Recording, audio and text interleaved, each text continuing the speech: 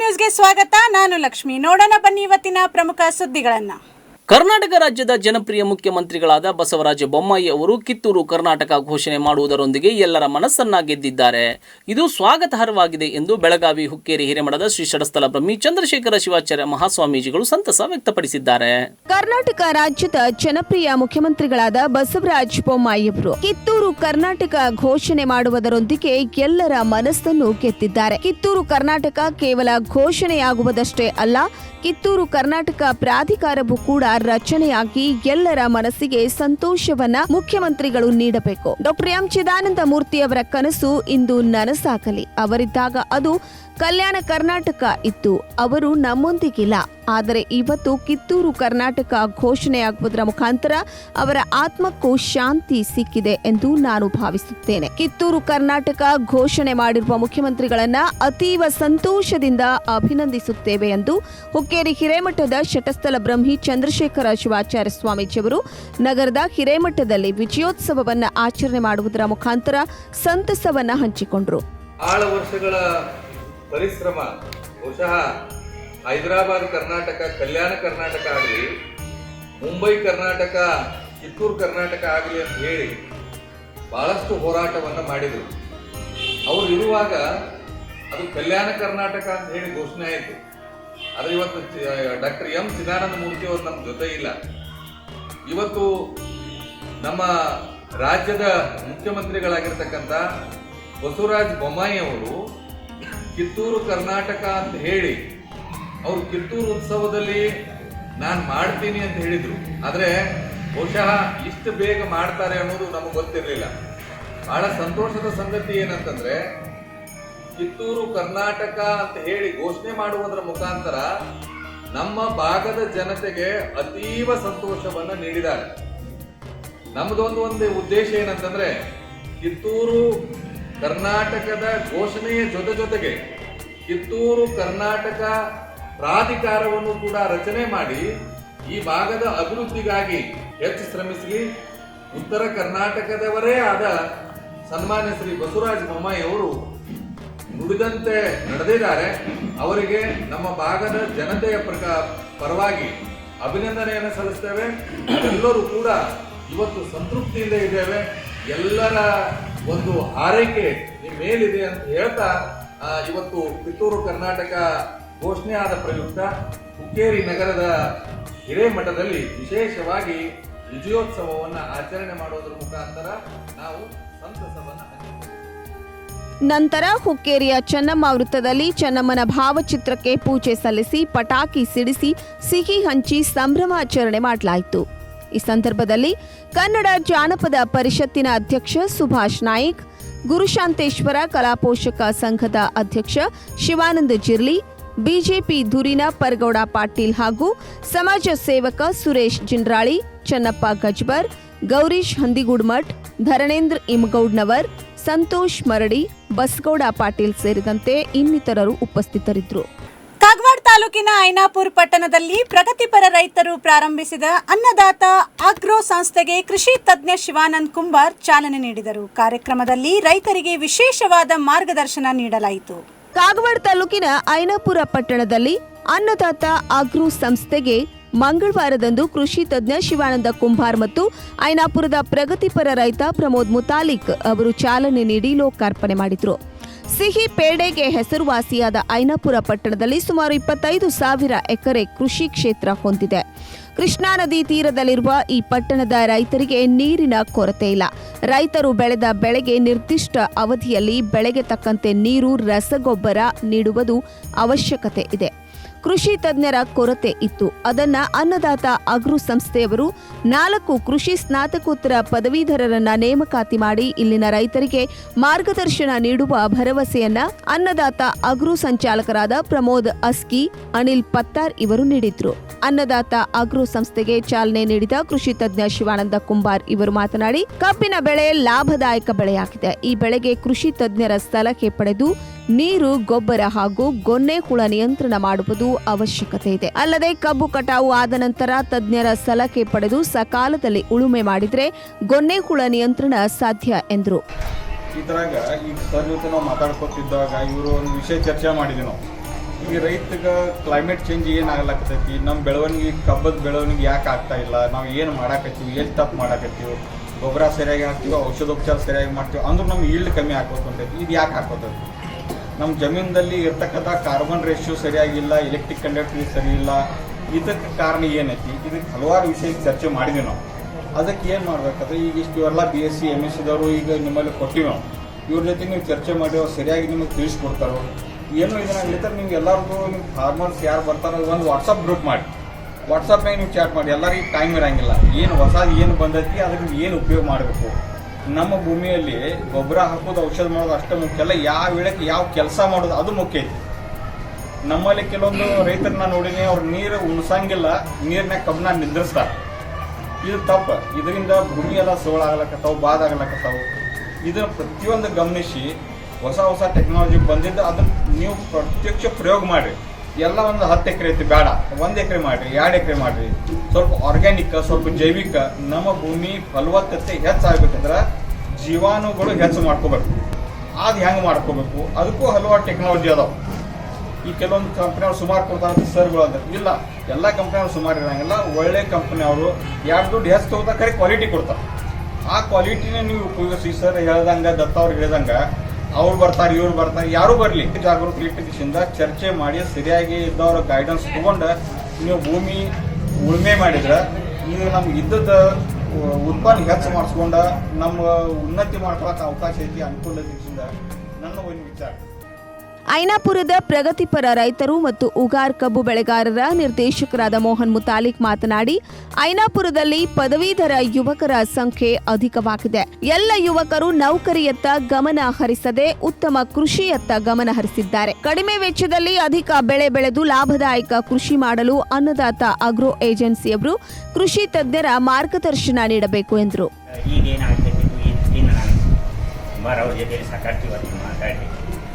ಯಾವುದೇ ಒಂದು ಬೆಳೆ ಚೆನ್ನಾಗಿ ಬೆಳಿಬೇಕಾಯ್ತು ಅಂದ್ರೆ ಅದರ ಮುಖ್ಯ ಅದಂದ್ರೆ ಜೀವಾಣು ಪಾಪ್ಯುಲೇಷನ್ ಸಾಯಿಲ್ದಾಗ ಇರಬೇಕು. ನೀವೇನು ಕೆಲಸ ಮಾಡ್ತೀರಿ, ಯಾವ ಔಷಧ ಹಾಕ್ತೀರಿ, ಯಾವ ಖತ ಹಾಕ್ತೀರಿ, ಇವೆಲ್ಲ ಸೆಕೆಂಡ್ರಿ.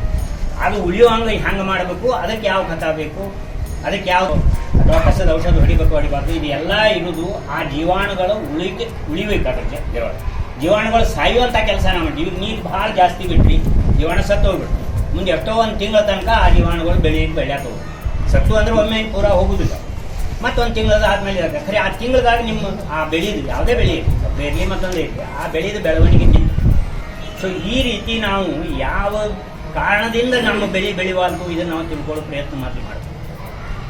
ಇದಕ್ಕೆ ಸರಳಾಗಿ ನಮಗೆ ಹಂಗೆ ಗೊತ್ತಾಗಂಗಿಲ್ಲ. ಅದಕ್ಕೆ ಈಗ ಅವ್ರು ಹೇಳಿದ್ರು 4 ಜನ ಅಗ್ರಿಕಲ್ಚರ್ ಇದ್ದಾರೆ, ಅವ್ರು ಇದ್ದಾರೆ, ಟೆಸ್ಟಿಂಗ್ ಇದ್ರಾಗಿದ್ದಾರೆ, ಅವರಿದ್ದಾರೆ. ಉತ್ತರದೆಲ್ಲ ನಾವು ಈಗಿನ ಟೆಕ್ನಾಲಜಿ ಭಾಳ ಮುಂದೋಗೈತಿ. ನಾವಿನ್ನೂ ಐನಾಪುರದವ್ರು ಭಾಳ ದೊಡ್ಡ ಒಕ್ಕಲ್ತನ ಮಾಡೋರು, ಭಾಳ ಶಾಣ್ಯರು, ಭಾಳ ಇದು ಎಲ್ಲ ಸುಳ್ಳು. ಆ ಟೆಕ್ನಾಲಜಿ ದೃಷ್ಟಿಯಿಂದ ನೋಡಿದ್ರೆ ನಾವು ಭಾಳ ಅಂದ್ರೆ ಭಾಳ ಇನ್ನು ನಾವು ಬರೀ ಇಸ್ರೇಲ್ ಆಯ್ತು, ಮಹಾರಾಷ್ಟ್ರ ಆಯ್ತು, 100 ಟನ್ ಬೆಳೆದ್ರು, 200 ಟನ್ ಬೆಳೆದ್ರು, ಏನು ಭಾಳ ಮಹತ್ವಲ್ಲ. ಒಂದು ಒಕ್ಕಲ್ತನದೊಳಗೆ ಒಂದು ಶಬ್ದ ಇದೆ, ಸಸ್ಟೈನೇಬಲ್ ಅಗ್ರಿಕಲ್ಚರ್. ಒಕ್ಕಲ್ತನ ಉಳಿಬೇಕು, ಇಂಥ ಒಕ್ಕಲ್ತನ ನಾವು ಮಾಡಬೇಕು. 100 ಟನ್ ಬೆಳೆಯೋದು ಒಕ್ಕಲ್ತನ ಉಳಿಯೋ ಕೆಲಸ ಅಲ್ಲ. ಅಥವಾ ಬರೀ ನೀರು ಬಿಡೋದು, ಡ್ರಿಪ್ ಮಾಡೋದು, ಇದು ಒಕ್ಕಲ್ತನ ಸಸ್ಟೈನೇಬಲ್ ಒಕ್ಕಲ್ತನ. ಎಲ್ಲ ಕೂಡಿಸಿ ಮಾಡಿ ಸಸ್ಟೈನೇಬಲ್ ಒಕ್ಕಲ್ತನ ಅನ್ನುವಂಥದ್ದು ಒಂದದ್ರಿ. ಎಲ್ಲ ಬರಗಳು ಬಂದವು. ಆರ್ಗ್ಯಾನಿಕ್ ಫಾರ್ಮಿಂಗ್ ಅಂತ ಬಂದ, ಪರ್ಮಾಕಲ್ಚರ್ ಅಂತ ಬಂದದ, ಮತ್ತೊಂದು ಬಯೋಕಲ್ಚರ್ ಅಂತ ಬಂದದ. ಇವೆಲ್ಲ ಆ ಇದಕ್ಕೆ ಒಯ್ಲಿಕ್ಕೆ ಒಂದೇ ಯಾವುದೂ ನಡೆಯಂಗಿಲ್ಲ. ಬರೀ ಕೆಮಿಕಲ್ ಫಾರ್ಮಿಂಗ್ ಬಿಡ್ರಿ ಅಂದ್ರೂ ನಡೆಯಂಗಿಲ್ಲ, ಬರೀ ಆರ್ಗ್ಯಾನಿಕ್ ಮಾಡ್ರಿ ಅಂದ್ರೂ ನಡೆಯಂಗಿಲ್ಲ. ಅದೇ ಈಗ ನಾನು ಇವರಿಗೆ ಶಿವಾನಂದ ಅವರಿಗೆ ಹೇಳ್ತಾ ಇದ್ದೆ, ಶ್ರೀಲಂಕಾದೊಳಗೆ ಗೌರ್ಮೆಂಟ್ ಒಂದು ಕಾಯ್ದೆ ಮಾಡಿಬಿಟ್ಟು ಯಾರೂ ಕೆಮಿಕಲ್ ಫರ್ಟಿಲೈಸರ್ ವಾಪರ್ಸಂಗಿಲ್ಲ ಅಂತ ಹೇಳಿ ಬ್ಯಾನ್ ಮಾಡಿದ್ರು. ಇಡೀ ದೇಶ ಬ್ಯಾನ್ ಮಾಡಿದ್ರಿ, ಎಲ್ಲರೂ ಆರ್ಗ್ಯಾನಿಕ್ ಮಾಡ್ರಿ ಅಂದರು. 2 ವರ್ಷನಾಗ ಶ್ರೀಲಂಕಾದ ಎಕಾನಮಿನೇ ಕೊಲ್ಯಾಪ್ಸ್ ಆಗಿದೆ. ಹಿಂಗೆ ಯಾವುದೇ ಒಂದು ಇದಕ್ಕೆ ನಾವು ಒಂದು ಹಠಕ್ಕೆ ಬಿದ್ದು ಅಥವಾ ಒಂದು ತತ್ವಕ್ಕೆ ಇದಕ್ಕೆ ಬಿದ್ದು ಒಕ್ಕಲ್ತನ ನಡೆಯಂಗಿಲ್ಲ. ಯಾಕಂದ್ರೆ ನಮ್ದು ಹಿಂಗದ ಹೊಟ್ಟೆ ತುಂಬು ಕೆಲಸ ಮೊದಲು, ಆಮೇಲೆ ಮುಂದೆಲ್ಲ ತತ್ವ. ಅದಕ್ಕೆ ತತ್ವದ ಕೂಡ ಹೊಟ್ಟೆ ತುಂಬು ಕೆಲಸನೂ ಆಗಬೇಕು. ಆ ರೀತಿ ಒಕ್ಕಲ್ತನ ಬೆಳವಣಿಗೆ ನಾವು ಮಾಡ್ತೀವಿ. ಆ ಪುಸ್ತಕ ಓದಿ ಮಾಡ್ತಿರೋ ಅಥವಾ ಇಂಥ ಎಕ್ಸ್ಪೀರಿಯನ್ಸ್ ಇದ್ದಾರನ್ನು ಕೇಳ್ತಿರೋ ಅಥವಾ ಎಲ್ಲರೂ ಪುಸ್ತಕ ಕೊಡ್ತೀರೋ ಏನಾಗಿಲ್ಲ. ಈ ಟೆಕ್ನಾಲಜಿ ನಮ್ಮ ಫಲ ಉಳಿಬೇಕು, ನಮ್ಮ ಉತ್ಪನ್ನ ಉಳಿಬೇಕು, ನಾವು ಉಳಿಬೇಕು. ಈ ದೃಷ್ಟಿಯೊಳಗೆ ಹೆಂಗೆ ನಾವು ಮಾಡಿ ಬರ್ತಾ ಅದನ್ನು ನಾವು ಅದೇ ಒಂದು ಎಲ್ಲ ಕಡೆ ಹೇಳೋದು ಸಸ್ಟೈನೇಬಲ್ ಅಗ್ರಿಕಲ್ಚರ್. ಬರೀ ಆರ್ಗ್ಯಾನಿಕ್ ಮಾಡಿದ್ರು ನಡೆಯಂಗಿಲ್ಲ, ಬರೀ ಕೆಮಿಕಲ್ ಮಾಡಿದ್ರು ನಡೆಯಂಗಿಲ್ಲ, ಎರಡೂ ಮಾಡಿದ್ರು ಬರೀ ಇದು ನಡೆಯಂಗಿಲ್ಲ. ಆ ಕಾಂಬಿನೇಷನ್ ಅಂತ ರೈತರಿಗೆ ವಿಶೇಷ ಮಾರ್ಗದರ್ಶನ ನೀಡುವ ಈ ಸಮಾರಂಭದಲ್ಲಿ ಐನಾಪುರ್ ಪಿಕೆಪಿಎಸ್ ಅಧ್ಯಕ್ಷ ಕುಮಾರ್ ಅಪರಾಜ್, ರಾಜೇಂದ್ರ ಪೋತದಾರ್, ಸಂಜಯ್ ಭಿರಡಿ, ದತ್ತಾತ್ರೇಯ ಕದಂ ಇವರು ರೈತರಿಗೆ ಮಾರ್ಗದರ್ಶನ ನೀಡಿದರು. ಅನ್ನದಾತ ಆಗ್ರೋ ಏಜೆನ್ಸಿ ಉದ್ಘಾಟನೆಯನ್ನ ಅಥಣಿಯ ಶಿವಾನಂದ ಕುಂಬಾರ್, ಪ್ರಗತಿಪರ ರೈತರಾದ ಮೋಹನ್ ಮುತಾಲಿಕ್ ನೆರವೇರಿಸಲಿದ್ದಾರೆ. ದೀಪ ಪ್ರಜ್ವಲನೆಯನ್ನ ಪ್ರಗತಿಪರ ರೈತರು ಮತ್ತು ಮುಖಂಡರಾದ ಪ್ರವೀಣ್ ಗಾಣಿಗೇರ್, ಸುಭಾಷ್ ಪಾಟೀಲ್, ಸುರೇಶ್ ಗಾಣಿಗೇರ್, ರಾಜು ಪಾಟೀಲ್, ಅರುಣ್ ಗಾಣಿಗೇರ್, ಮಹಾದೇವ್ ಪತ್ತಾರ್, ಅರಿಹಂತ್ ಅಸ್ಕಿ, ರಾಜೇಂದ್ರ ಪೋತದಾರ್ ನೆರವೇರಿಸಿದ್ರು. ಗೋದಾಮು ಉದ್ಘಾಟನೆಯನ್ನ ಪ್ರಾಥಮಿಕ ಕೃಷಿ ಪತ್ತಿನ ಸಹಕಾರಿ ಸಂಘದ ಅಧ್ಯಕ್ಷ ಕುಮಾರ್ ಅಪರಾಜ್ ನೆರವೇರಿಸಿದ್ದಾರೆ. ವಿಶೇಷ ಆಮಂತ್ರಿತರಾಗಿ Tammanna Parshetti, Sanjay Bhiradi, Sunil D Patil, Sunil Y Patil, Muttappa Ganiger, Balasaheb Danolli, doctor Mohan Rao Karchi, Adinath Danolli, Ratan Kumar Patil, Ajit Patil, Praful Karchi, Satish Aparaj, Jinnappa Shirahatti, Dattatreya Kadam, Yashwant Patil, Sanjay Kuchanure, Praveen Kulkarni, Mohan Ganiger ಸೇರಿದಂತೆ ಹಲವಾರು ಮುಖಂಡರು, ರೈತ ನಾಯಕರು ಉಪಸ್ಥಿತರಿದ್ದರು ಎಂದು ಅನ್ನದಾತ ಆಗ್ರೋ ಏಜೆನ್ಸಿ ಮಾಲೀಕರಾದ ಪ್ರಮೋದ್ ಅಸ್ಕಿ ಮತ್ತು ಅನಿಲ್ ಪತ್ತಾರ್ ತಿಳಿಸಿದರು.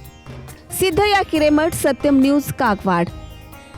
ಚಿಕ್ಕೋಡಿಯ ಕೆಎಲ್ಇ ಇಂಜಿನಿಯರಿಂಗ್ ಕಾಲೇಜಿನ ವತಿಯಿಂದ ಡಿಪ್ಲೊಮಾ ಅಂತಿಮ ವರ್ಷದ ವಿದ್ಯಾರ್ಥಿಗಳಿಗೆ ಆನ್ಲೈನ್ ಪ್ರಾಜೆಕ್ಟ್ ಸ್ಪರ್ಧೆ ಕೌಶಲ್ಯ 2K21 ಅನ್ನು ನವೆಂಬರ್ 11ರಂದು ಹಮ್ಮಿಕೊಳ್ಳಲಾಗಿದೆ ಎಂದು ಪ್ರಾಚಾರ್ಯ ಡಾಕ್ಟರ್ ಪ್ರಸಾದ್ ರಾಂಪುರೆ ಮಾಹಿತಿ ನೀಡಿದ್ದಾರೆ.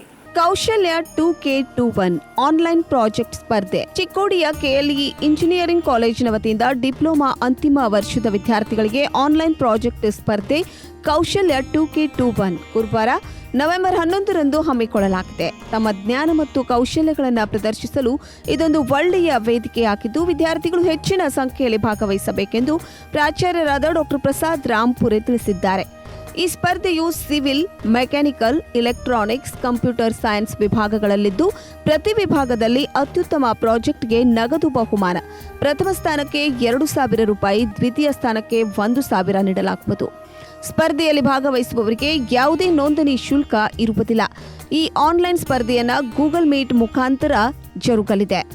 ವಿದ್ಯಾರ್ಥಿಗಳು ತಮ್ಮ ಹೆಸರು ನೋಂದಾಯಿಸಲು ಮೊಬೈಲ್ ಸಂಖ್ಯೆ civil 9035809669, mechanical 9632749643, electronics 9986190121, computer science 9900930414ಗೆ ಸಂಪರ್ಕಿಸಿ. ಹೆಚ್ಚಿನ ಮಾಹಿತಿಗಾಗಿ ಸಂಯೋಜಕರಾದ ಡಾಕ್ಟರ್ ಮಹಾಂತಯ್ಯ ಮಠಪತಿ 9739866342, ಪ್ರೊಫೆಸರ್ ಅಭಿನಂದನ್ ಕಬ್ಬೂರ್ 9620088488 ಅಥವಾ ಕಾಲೇಜಿನ ವೆಬ್ಸೈಟ್ www.klecet.edu.inಗೆ ಸಂಪರ್ಕಿಸಿ. ಅಥಣಿ ಪಟ್ಟಣದಲ್ಲಿ ಆಹಾರ ಸಂಗ್ರಹಣಾ ಉಗ್ರಾಣದಲ್ಲಿ ಹಂದಿ ತಿಂದು ಬಿಟ್ಟಿರುವ ಎಂಜಲು ಪಡಿತರ ಅಕ್ಕಿ ಈಗ ಬಡವರ ಪಾಲಾಗುತ್ತಿದೆ. ಬಡವರ ಅನ್ನಕ್ಕೆ ಬೆಲೆನೇ ಇಲ್ವಾ? ಇಷ್ಟೆಲ್ಲೂ ನಡೆಯುತ್ತಿದ್ದರೂ ನಮಗೂ ಇದಕ್ಕೂ ಯಾವುದೇ ಸಂಬಂಧವೇ ಇಲ್ಲ ಎನ್ನುವಂತೆ ಸಂಬಂಧಿಸಿದ ಅಧಿಕಾರಿಗಳು ದಿವ್ಯ ನಿರ್ಲಕ್ಷ್ಯ ವಹಿಸಿರುವುದಕ್ಕೆ ಸಾರ್ವಜನಿಕರು ಆಕ್ರೋಶ ವ್ಯಕ್ತಪಡಿಸುತ್ತಿದ್ದಾರೆ ಹಾಗೂ ಬೇಜವಾಬ್ದಾರಿ ತೋರಿದ ಅಧಿಕಾರಿಗಳ ಮೇಲೆ ಕ್ರಮಕ್ಕೆ ಆಗ್ರಹಿಸಿದ್ದಾರೆ. ಆಹಾರ ಮತ್ತು ನಾಗರಿಕ ಸರಬರಾಜು ಇಲಾಖೆ ಅಧಿಕಾರಿಗಳ ದಿವ್ಯ ನಿರ್ಲಕ್ಷ್ಯ, ಸಾವಿರಾರು ಜನರ ಜೀವದ ಜೊತೆ ಚೆಲ್ಲಾಟವಾಡುತ್ತಿರುವ ಬೇಜವಾಬ್ದಾರಿ ಉಗ್ರಾಣ ನಿಗಮದ ಅಧಿಕಾರಿಗಳು. ಇಂತಹ ನಿಷ್ಕಾಳಜಿ ಅಧಿಕಾರಿಗಳಿಂದ ಇನ್ನೂ ಎಷ್ಟು ಜೀವಗಳು ಬಲಿಯಾಗಬೇಕು? ಬಡವರ ಅನ್ನಕ್ಕೆ ಬೆಲೆನೇ ಇಲ್ವಾ? ಹಂದಿ ತಿಂದು ಬಿಟ್ಟಿರುವ ಎಂಜಲು ಪಡಿತರ ಅಕ್ಕಿ ಇದೀಗ ಬಡವರ ಪಾಲು. ಬೆಳಗಾವಿ ಜಿಲ್ಲೆ ಅಥಣಿ ಪಟ್ಟಣದ ಆಹಾರ ಸಂಗ್ರಹಣಾ ಉಗ್ರಾಣದಲ್ಲಿ ಹಾಡು ಹಗಲಿನಲ್ಲೇ ಹಂದಿಗಳು ರಾಜ್ಯ ಸರ್ಕಾರ ಕೊಡುತ್ತಿರುವ ಪಡಿತರ ಅಕ್ಕಿ ತಿನ್ನುತ್ತಿದ್ದರೂ ಅಧಿಕಾರಿಗಳು ನಿರ್ಲಕ್ಷ್ಯ ವಹಿಸಿರುವುದು ಎಷ್ಟರ ಮಟ್ಟಿಗೆ ಸರಿ?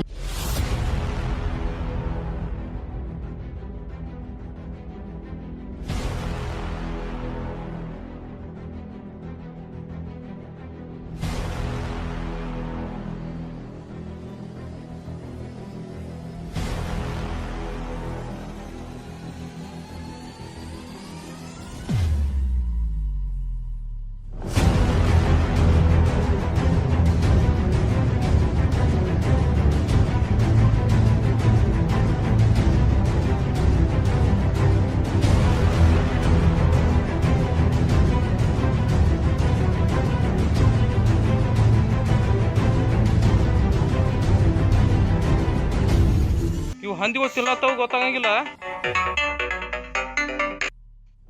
ಇಲ್ಲೇ ಇದೀರಿ ನೀವು. ಇದು ಗೋಡೌನ್ ಇದನ್ನ ಮಲಿಗಳ ಹಮಲ್ರಲ್ಲೇ ನೀವು ಬಾಯಲ್ಲಿ ಹರ್ತಾವ ಅದನ್ನ ನೀವು ರಾಶಿನ ಓದ್ ಕೊಡ್ತೀರಿ. ನಾಚ್ ಬರಲ್ಲ ನಿಮಗ. ಭಾರತೀಯ ಸಂಸ್ಕೃತಿಯಲ್ಲಿ ಅನ್ನಕ್ಕೆ ತನ್ನದೇ ಆದ ಒಂದು ಸ್ಥಾನವಿದೆ. ಆಹಾರ ಸಂಗ್ರಹಣ ಉಗ್ರಾಣ ಅಂದರೆ ದೇವಸ್ಥಾನಕ್ಕೆ ಸಮ. ಆದರೆ ಇಲ್ಲಿನ ಜವಾಬ್ದಾರಿಯುತ ಸ್ಥಾನದಲ್ಲಿರುವವರೇ ಉಗ್ರಾಣದ ಗೋಡೆಗೆ ಮೂತ್ರ ವಿಸರ್ಜನೆ ಮಾಡುತ್ತಿರುವುದು ಕೂಡ ಎಷ್ಟು ಸರಿ ಎಂಬ ಪ್ರಶ್ನೆ ಉದ್ಭವವಾಗಿದೆ. ಯಾಕೆ ಸರ್ ಹೀಗೆ ಅಂತ ಪ್ರಶ್ನೆ ಮಾಡಿದ್ರೆ ನಾನೇನು ಹಂದಿ ಕಾಯ್ಲ ಅಂತ ಪುಂಡಾಟ ಮೆರೆಯುತ್ತಾರೆ ಇಲ್ಲಿನ ಸಾಹೇಬ್ರು. ಇದನ್ನು ಖಂಡಿಸಿ ರಾಜ್ಯ ರೈತ ಸಂಘದ ಅಥಣಿ ತಾಲೂಕು ಅಧ್ಯಕ್ಷರಾದ ಮಹಾದೇವ್ ಮಡಿವಾಳ್ ಅವರು ಮಾತನಾಡಿ, ಇಂತಹ ನಿರ್ಲಕ್ಷ್ಯ ತೋರುತ್ತಿರುವ ಅಧಿಕಾರಿಗಳ ವಿರುದ್ಧ ಸೂಕ್ತ ಕಾನೂನು ಕ್ರಮ ಕೈಗೊಳ್ಳುವಂತೆ ಮಾಧ್ಯಮದ ಮುಖಾಂತರ ಮೇಲಧಿಕಾರಿಗಳಿಗೆ ಮನವಿ ಮಾಡಿದ್ದಾರೆ. ಸರ, ಇವತ್ತೇನಾಗೈತಪ್ಪ ಅಂದ್ರೆ ಅಥಣಿ ತಾಲೂಕಿನೊಳಗೆ ಅಲ್ಲಿ APMC ಒಳಗೆ ಗೋಡೌನ್ಗಳದಾವು. ಇಡೀ ತಾಲೂಕಿನ ರೇಷನ್ ಅಕ್ಕಿ ಸ್ಟಾಕ್ ಮಾಡುವಂಥ ಗೋಡೌನ್ಗಳು. ಆ ಗೋಡೌನ್ಗಳದೊಳಗೆ ಏನಾಗೈತಿ ಅಂದ್ರೆ ಅಕ್ಕಿ ತಂದು ಸ್ಟಾಕ್ ಮಾಡ್ತಾರೋ ಅದಕ್ಕೆ ಅಲ್ಲಿ ದಾದಿಲ್ಲ, ದಿಕ್ಕಿಲ್ಲ. ಅಲ್ಲಿ ಏನಾಗೈತಪ್ಪ ಅಂದ್ರೆ ಹಂದಿಗಳು ಅದನ್ನ ಹಂದಿಗಳು ಬಂದು ತಿಂದು ಅಲ್ಲಿ ಎಲ್ಲ ಹೊಲಸು ಮಾಡಿ ಅದನ್ನ ಮತ್ತೆ ಗೊಳೆ ಮಾಡಿ ತುಂಬಿ ರೇಷನ್ ಪಾರ್ಸಲ್ ಮಾಡ್ತಾರೆ ಎಲ್ಲ ನಮ್ಮ ತಾಲೂಕಿನ ಜನರಿಗೆ. ಅದು ನಮ್ಮ ಜನರಿಗೆ ಹೋಗಿ ಅನ್ನದಾನ ಐತಿ. ಅದನ್ನು ಆ ಥರ ಆಗಬಾರ್ದಂಗೆ ಕಂದಾಯ ಇಲಾಖೆ ತಹಶೀಲ್ದಾರ್ ಅವರು ಮತ್ತು ಆ ತಾಲೂಕಿನ ರೇಷನ್ ಇಲಾಖೆ ಅಧಿಕಾರಿ ಎಚ್ಚೆತ್ತುಕೊಂಡ ನಾಳಿಂದ ತಕ್ಷಣ ಎಚ್ಚೆತ್ತುಕೊಂಡ ಆ ರೇಷನ್ ಗೋಡೌನ್ಗಳನ್ನ ಸ್ವಚ್ಛತೆ ಕಾಪಾಡಬೇಕು. ಮತ್ತು ಹಂದಿ ಅಂತ ಹೊಲಸ ಆಗುವಂಥ ಅಕ್ಕಿ ಚೀಲಗಳು ಹರಿತಿಂದೆಲ್ಲ ಇದನ್ನಾಗತ್ತವು. ಅದನ್ನೆಲ್ಲ ಕಟ್ಟುನಿಟ್ಟಾಗಿ ಇದನ್ನು ಮಾಡಬೇಕು. ಸ್ವಚ್ಛ ಮಾಡಿ ಅದನ್ನು ಕಟ್ಟುನಿಟ್ಟಾಗಿ ಮಾಡಿ ಈ ಜನರಿಗೆ ಅಕ್ಕಿ ಕಳಿಸ್ಬೇಕು. ಇಲ್ಲಾಂದ್ರೆ ಮುಂದಿನ ದಿನಮಾನದೊಳಗೆ ಆ APMC ಆಫೀಸ್ ಮುಂದೆ ಉಗ್ರವಾದ ಹೋರಾಟ ಮಾಡಲಾಗುವುದು ಎಂದು ಈ ಸಂದರ್ಭದಲ್ಲಿ ನಾನು ಹೇಳಕ್ಕೆ ಇಷ್ಟಪಡ್ತೀನಿ. ಈ ಘಟನೆ ಸಂಬಂಧಿಸಿದಂತೆ ಬಾಹುಸಾಹೇಬ್ ಖಾಂಬಳೆ ಉಪಾಧ್ಯಕ್ಷರು ನ್ಯಾಯವಾದಿಗಳ ಸಂಘ ಅಥಣಿ ಮತ್ತು ಬಹುಜನ ಸಮಾಜ ಪಾರ್ಟಿ ಚಿಕ್ಕೋಡಿ ಜಿಲ್ಲಾ ಅಧ್ಯಕ್ಷರು ಮಾತನಾಡಿ, ಸುವ್ಯವಸ್ಥೆ ಕಾಪಾಡಲು ಅಧಿಕಾರಿಗಳ ವಿರುದ್ಧ ಅಥಣಿ ತಾಲೂಕು ದಂಡಾಧಿಕಾರಿಗಳು ಹಾಗೂ ಮೇಲಧಿಕಾರಿಗಳು ಅವರನ್ನು ಕೂಡಲೇ ಅಮಾನತು ಮಾಡುವಂತೆ ಮಾಧ್ಯಮದ ಮೂಲಕ ಸರ್ಕಾರಕ್ಕೆ ಎಚ್ಚರಿಕೆಯ ಗಂಟೆ ರವಾನಿಸಿದ್ದಾರೆ.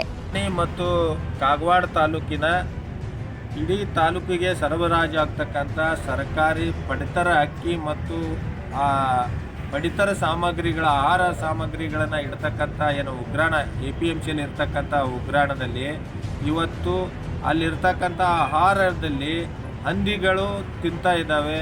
ಅಲ್ಲಿರ್ತಕ್ಕಂಥ ಅಧಿಕಾರಿಗಳು ದಿವ್ಯ ನಿರ್ಲಕ್ಷ್ಯದಿಂದಾಗಿ ಅಲ್ಲಿರ್ತಕ್ಕಂಥ ಜನಗಳಾಗಲಿ ಅಧಿಕಾರಿಗಳಾಗಲಿ ಸ್ವತಃ ಉಗ್ರಾಣದಲ್ಲಿ ಮೂತ್ರ ವಿಸರ್ಜನೆ ಮಾಡ್ತಾ ಇರೋದು ಬಡ ಜನರಿಗೆ ಸರ್ಕಾರ ಅನುಕೂಲ ಆಗಲಿ ಅಂತಕ್ಕಂಥ ದೃಷ್ಟಿಯಿಂದ ಇವತ್ತು ಪಡಿತರ ಅಕ್ಕಿಯನ್ನು ಹಂಚ್ತಾ ಇದೆ. ಆದರೆ ಇಲ್ಲಿನ ಅಧಿಕಾರಿಗಳ ದಿವ್ಯ ನಿರ್ಲಕ್ಷ್ಯದಿಂದ ಇವತ್ತು ಆಹಾರ ಸಾಮಗ್ರಿಗಳಲ್ಲಿ ಹಂದಿ ತಿಂತಾ ಇದ್ದಾವೆ, ಹೆಗ್ಗಣ ತಿಂದು ನಾಶ ಆಗ್ತಾ ಇರೋದು ಇದು ಅಲ್ಲಿರ್ತಕ್ಕಂಥ ಅಧಿಕಾರಿಗಳ ದಿವ್ಯ ನಿರ್ಲಕ್ಷ್ಯವನ್ನು ತೋರಿಸ್ತಾ ಇದೆ. ಇದಕ್ಕೆ ಸಂಬಂಧಪಟ್ಟಿರ್ತಕ್ಕಂಥ ತಾಲೂಕಿನ ದಂಡಾಧಿಕಾರಿಗಳಾಗಲಿ ಅಥವಾ ಇಲ್ಲಿನ ಚುನಾಯಿತ ಪ್ರತಿನಿಧಿಗಳಾಗಲಿ ತಕ್ಷಣ ಇಂಥ ಒಂದು ನಿರ್ಲಕ್ಷ್ಯನ ವಹಿಸಿರ್ತಕ್ಕಂಥ ಅಧಿಕಾರಿಗಳನ್ನು ತಕ್ಷಣ ಅವ್ರನ್ನ ಇಲ್ಲಿಂದ ಸಸ್ಪೆಂಡ್ ಮಾಡಬೇಕು. ಇಲ್ಲ ಅಂತಂದರೆ ಅವರ ಮೇಲೆ ಉಗ್ರವಾದ ಹೋರಾಟವನ್ನು ಮುಂದಿನ ದಿನಮಾನಗಳಲ್ಲಿ ಮಾಡಬೇಕಾಗ್ತದೆ. ಶಿವಕುಮಾರ್ ದಳ್ವಿ, ಸತ್ಯಂ ನ್ಯೂಸ್, ಚಿಕ್ಕೋಡಿ. ಜಗದ್ಗುರು ಶ್ರೀ ದುರುದುಂಡೇಶ್ವರ ಸಿದ್ಧ ಸಂಸ್ಥಾನ ಮಠ ನಿಡಸೋಶಿ ಶಾಖಾ ಮಠ ಸಂಕೇಶ್ವರದಲ್ಲಿ ಶ್ರೀಮಠದ ನೂತನ ಕಟ್ಟಡ ಉದ್ಘಾಟನೆ ಮತ್ತು ಶ್ರೀ ದುರುದುಂಡೇಶ್ವರ ಮಹಾಶಿವಯೋಗಿಗಳ ಮೂರ್ತಿ ಪ್ರತಿಷ್ಠಾಪನೆ ಸಮಾರಂಭವನ್ನು ಏರ್ಪಡಿಸಲಾಗಿತ್ತು. ಜಗದ್ಗುರು ಶ್ರೀ ದುರುದುಂಡೇಶ್ವರ ಸಿದ್ಧ ಸಂಸ್ಥಾನ ಮಠ ನಿಡಸೋಶಿ ಶಾಖಾ ಮಠ ಸಂಕೇಶ್ವರದಲ್ಲಿ ಶ್ರೀಮಠದ ನೂತನ ಕಟ್ಟಡ ಉದ್ಘಾಟನೆ ಮತ್ತು ಶ್ರೀ ದುರುದುಂಡೇಶ್ವರ ಮಹಾಶಿವಯೋಗಿಗಳ ಮೂರ್ತಿ ಪ್ರತಿಷ್ಠಾಪನೆ ಸಮಾರಂಭದಲ್ಲಿ ಕೂಡಲ ಸಂಗಮದ ಶ್ರೀಲಿಂಗಾಯತ ಪಂಚಮಸಾಲಿ ಪೀಠದ ಶ್ರೀ ಬಸವಜಯ ಮೃತ್ಯುಂಜಯ ಸ್ವಾಮೀಜಿ, ಬೆಳಗಾವಿಯ ನಾಗನೂರು ಶ್ರೀ ರುದ್ರಾಕ್ಷಿ ಮಠದ ಡಾಕ್ಟರ್ ಅಲ್ಲಮ ಪ್ರಭು ಮಹಾಸ್ವಾಮೀಜಿ, ಶಿವಮೊಗ್ಗ ಆನಂದಪುರ ಬೆಕ್ಕಿನಕಲ್ ಮಠದ ಶ್ರೀ ಶ್ರೀ ಮಲ್ಲಿಕಾರ್ಜುನ ಮುರುಘರಾಜೇಂದ್ರ ಸ್ವಾಮೀಜಿ, ಸಂಕೇಶ್ವರ ಕರವೀರದ ಶ್ರೀ ಶಂಕರಾಚಾರ್ಯ ಮಠದ ಶ್ರೀ ವಿದ್ಯಾನರಸಿಂಹ ಭಾರತಿ ಸ್ವಾಮೀಜಿಗಳು ಸಾನ್ನಿಧ್ಯ ವಹಿಸಿದ್ದರು.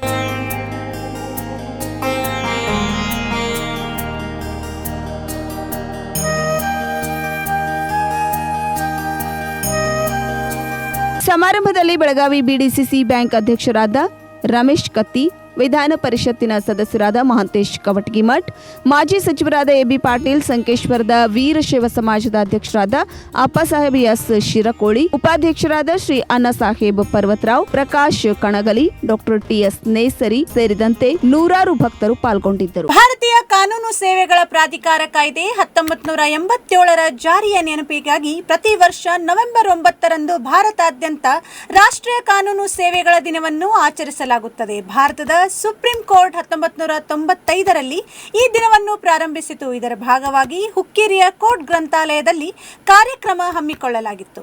ಜನರಲ್ಲಿ ಕಾನೂನು ಜಾಗೃತಿ ಮೂಡಿಸುವುದು ಅಂದರೆ ಕಾನೂನು ಸೇವೆಗಳ ಪ್ರಾಧಿಕಾರ ಕಾಯ್ದೆ 1987ರ ಅಡಿಯಲ್ಲಿ ವಿವಿಧ ನಿಬಂಧನೆಗಳು ಮತ್ತು ದಾವೆ ಹೂಡುವವರ ಹಕ್ಕುಗಳ ಬಗ್ಗೆ ಈ ದಿನದ ಪ್ರಾಥಮಿಕ ಗುರಿ ಎಲ್ಲರಿಗೂ ನ್ಯಾಯ ದೊರಕಿಸಿಕೊಡುವ ಸಲುವಾಗಿ ಬಡ ಮತ್ತು ದುರ್ಬಲ ವರ್ಗದ ಜನರಿಗೆ ಉಚಿತ ಕಾನೂನು ನೆರವು ಮತ್ತು ಸಲಹೆಯನ್ನ ನೀಡುವ ದಿನವೂ ಇದೆ. ನಮ್ಮ ದೇಶದಲ್ಲಿ ಶಾಸಕಾಂಗ, ಕಾರ್ಯಾಂಗ ಮತ್ತು ನ್ಯಾಯಾಂಗಗಳಿವೆ. ಇವು ದೇಶದ ಜನ ಜೀವನ, ವ್ಯವಹಾರ, ರಾಜಕೀಯ, ನ್ಯಾಯಪಾಲನೆ ಇತ್ಯಾದಿಗಳು ಸುಗಮವಾಗಿ ಸಾಗುವಂತೆ ಮಾಡುವ ಇರುವ ಸರ್ಕಾರಿ ಸಂಸ್ಥೆಗಳು. ಈ ಪೈಕಿ ಶಾಸಕಾಂಗದಲ್ಲಿ ಜನನಾಯಕರ ಆಯ್ಕೆ, ಅವರ ಕಾರ್ಯಕ್ಷೇತ್ರ ಇತ್ಯಾದಿ ಪ್ರಕ್ರಿಯೆ ನಡೆದರೆ ಕಾರ್ಯಾಂಗದಲ್ಲಿ ಆಡಳಿತ ಕೆಲಸಗಳು ನಡೆಯುತ್ತವೆ. ನ್ಯಾಯಾಂಗವು ಜನರಿಗೆ ನ್ಯಾಯ ನೀಡುವ ಚಟುವಟಿಕೆಯಲ್ಲಿ ತೊಡಗಿಕೊಂಡಿದೆ. ಆದರೆ ನ್ಯಾಯಾಂಗದ ಸೇವೆ ಎಲ್ಲಾ ಜನರಿಗೂ ಸುಲಭವಾಗಿ ಮತ್ತು ಬೇಕಾದ ಸಂದರ್ಭದಲ್ಲಿ ಸಿಗುತ್ತಿಲ್ಲ ಎಂಬುದು ಅಪವಾದ ಇದೆ. ವಿಶೇಷವಾಗಿ ಮಹಿಳೆಯರು, ಅಂಗವಿಕಲರು, ಮಕ್ಕಳಿಗೆ ದುರ್ಬಲ ವರ್ಗದವರು, ಹಿಂದುಳಿದ ವರ್ಗದವರು ಸಾಮಾಜಿಕ ನ್ಯಾಯದಿಂದ ವಂಚಿತರಾಗಿದ್ದಾರೆ ಎಂಬ ಕೂಗು ಕೇಳಿಬರುತ್ತಿದೆ. ಈ ನಿಟ್ಟಿನಲ್ಲಿಯೇ ನಮ್ಮ ದೇಶದಲ್ಲಿ ನವೆಂಬರ್ 9ನ್ನ ರಾಷ್ಟ್ರೀಯ ಕಾನೂನು ಸೇವೆ ದಿನವನ್ನಾಗಿ ಪ್ರತಿ ವರ್ಷ ಆಚರಿಸಲಾಗುತ್ತದೆ. ಈ ದಿನದಂದು ಅಗತ್ಯವಿರುವವರಿಗೆ ಕಾನೂನು ಸೇವೆಗಳನ್ನು ನೀಡಲಾಗುತ್ತದೆ. ಮುಖ್ಯವಾಗಿ ದೇಶದಲ್ಲಿರುವ ವಿವಿಧ ಕಾನೂನುಗಳು ಮತ್ತು ಅದರ ಪ್ರಯೋಜನಗಳನ್ನು ಜನರಿಗೆ ವಿವರಿಸಿ ಹೇಳುವ ಕಾರ್ಯಕ್ರಮಗಳು ನಡೆಯುತ್ತವೆ. ಈ ಕಾನೂನು ಸೇವೆ ದಿನವನ್ನ ಭಾರತದ ಎಲ್ಲಾ ರಾಜ್ಯಗಳು ಆಚರಿಸುತ್ತವೆ. ವಿವಿಧೆಡೆ ಕಾನೂನು ಸಾಕ್ಷರತೆ ಶಿಬಿರಗಳು ಮತ್ತು ಕಾರ್ಯಕ್ರಮಗಳು ನಡೆಯುತ್ತವೆ. ಸರ್ಕಾರಿ ಸಂಸ್ಥೆಗಳು ಮಾತ್ರವಲ್ಲದೆ ಅರೆ ಸರ್ಕಾರಿ ಸಂಸ್ಥೆಗಳು ಈ ಕಾರ್ಯಕ್ರಮಗಳಲ್ಲಿ ಪಾಲ್ಗೊಳ್ಳುತ್ತವೆ. ಈ ದಿನಾಚರಣೆಯನ್ನು 1995ರಲ್ಲಿ ಸುಪ್ರೀಂ ಕೋರ್ಟ್ ಮೊದಲ ಬಾರಿಗೆ ಆರಂಭಿಸಿತ್ತು. ಸಮಾಜದ ದುರ್ಬಲ ವರ್ಗದವರಿಗೆ, ಮುಖ್ಯವಾಗಿ ಬಡವರಿಗೆ ಕಾನೂನು ಸೇವೆ ಸಿಗುವಂತಾಗಬೇಕು.